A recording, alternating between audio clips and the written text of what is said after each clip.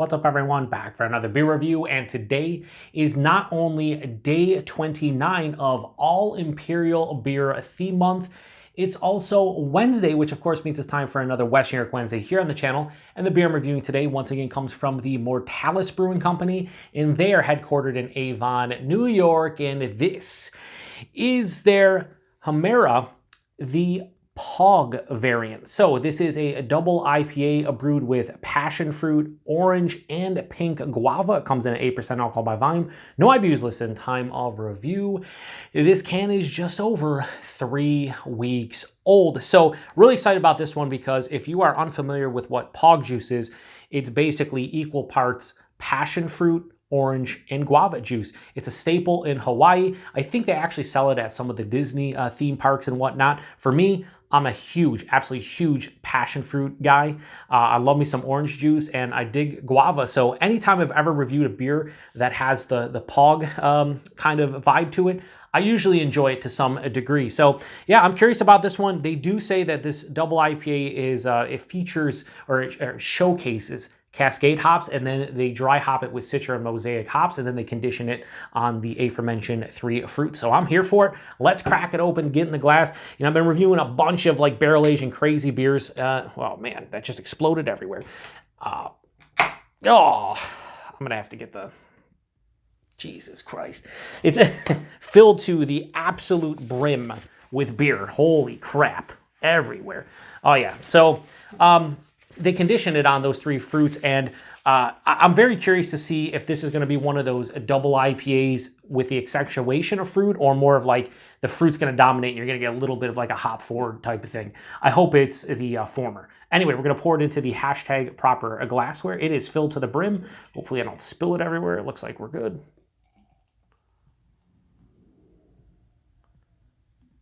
Do something like that. We got most of it in there. You know, I'm going to, because there's probably goodies in here, I'm going to try to get as much as I can.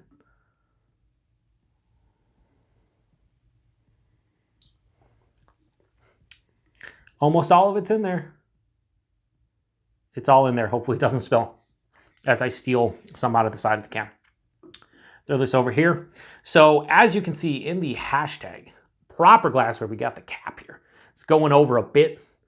That's pretty awesome. The mushroom cap on top, but that is a beautiful, beautiful looking beer. Has this hazy dark orange color, murky turbid, can't see through it. About 2 fingers of this, I'd say very lightly tan colored head. You could say off-white, but I'm saying it's a little bit of a lightly tanned head as far as the color goes. Yeah, it looks soap sudsy a little bit of creaminess to it, but I think it plays the role for what I'm looking for. If you want to see a better look, I'll turn it to the side. And yeah, I mean, it kind of looks what I expect this beer to look like. So let's get a nose.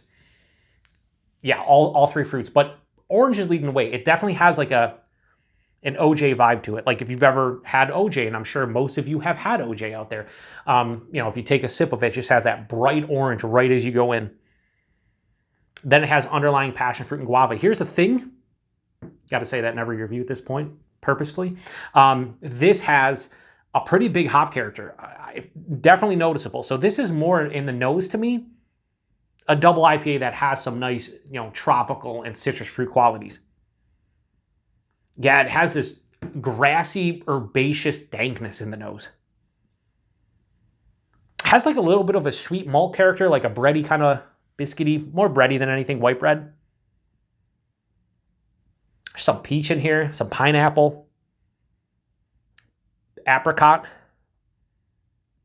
Yeah, so outside of the 3 fruits that make up POG juice, this is definitely a step above that in terms of complexity, because there are other fruits here that are not just those.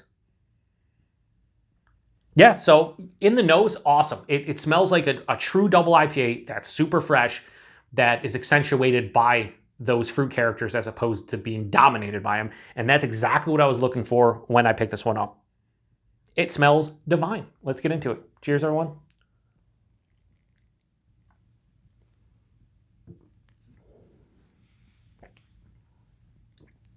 Great job by Mortalis not going too heavy with the fruit in this. The finish is where I get those fruits. Those fruits pop in the finish.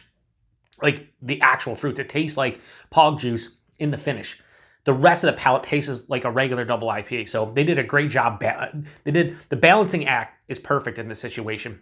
too many times breweries are heavy-handed one way or the other. Like I'll drink and be like, I don't even get the fruit. Or then on the other side of the spectrum, be like, this drink's more like a fruited sour because I'm getting all the fruit and none of the IPA. Not here. This is a greatly balanced fruited double IPA. Body and mouthfeel. Body's like higher side of medium, lower side of full, 8%. I think it's nice. I don't think it's anything special. I think it's right in the realm of what it needs to be. I'm fine with it. The mouthfeel, not as smooth and creamy as I thought. It is a little bit softer, mild to moderate carbonation, so it's a little bit softer. It has a little bit of a smooth kind of quality to it, a touch of creaminess, but the body I think is better than the mouthfeel, but I don't think either the body and mouthfeel are like outstanding. They're just really good. The taste is where this one shines, and it does a fantastic job. This is exactly what I wanted when I picked it up, and I'm glad it's delivering in spades. Right up front, tip of the tongue, it's orange juice, a little bit of passion fruit and guava. It dives underneath the palate, and I say that because it comes back up on the finish, which we'll talk about momentarily. Right after that, there's more orange, but it's more of like an orange you get from a hop.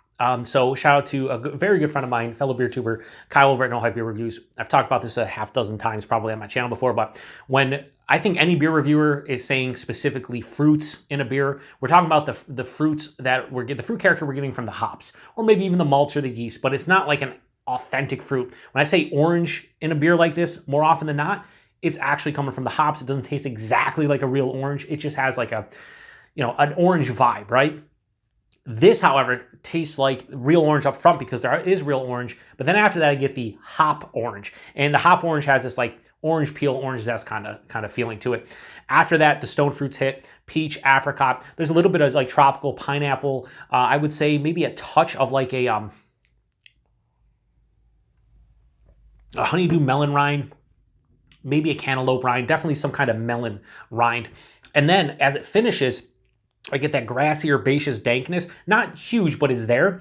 This finishes full on dry with a mild to moderate bitterness, but then the passion fruit, orange, and guava show up on the back of the palate. It's just like a kiss on the back of the palate. A little bit rounded out sweetness. So while it does finish it quite dry with a mild bitterness, it might lean a little bit sweet for some because that POG juice hits on the finish and it is a little bit of a sweeter realm. There's a slight tartness in here from the passion fruit and guava, but I would not mistake this for any kind of fruited sour. 8%, you can't taste it at all. This would be a perfect beer to have with brunch, I think, or instead of doing like with mimosas, a lot of places are doing beer mimosas, you could do a POG juice kind of mimosa feel where like you took like half POG juice and half of this, you still get like a 4 or 5% buzz, or a whole can of this and like, maybe like, hit it with like 50% of the, so you take a whole glass, 16 ounces, and hit it with like 6 to 8 ounces of POG juice, and it'd be much more refreshing, and I think it would just work better with brunch, but this on its own probably works well with breakfast/brunch. Yeah, I mean, hides the alcohol extremely well. I love that I can taste the base double IPA. The fruits are noticeable, but not dominating. It's a pretty complex double IPA to begin with. Very fresh tasting, just over 3 weeks old, super fresh tasting. This is delicious. Holy shit. So Hemera, the POG variant, I don't know what the other variants they do. I think there's a couple others they've released with like different fruits and whatnot. I'm going to have to give this a really, really nice score. So I'm going to give this a, oh shit. I'm going to go 4.5 out of 5. This is delicious. I was debating between this and they had their, was it Yakima blend? And I reviewed the Crosby, which is, I think, same as they use Crosby hops, and then the Yakima, they're using Yakima hops, I think is double IPA 8%. But I was like, wow, I love POG juice.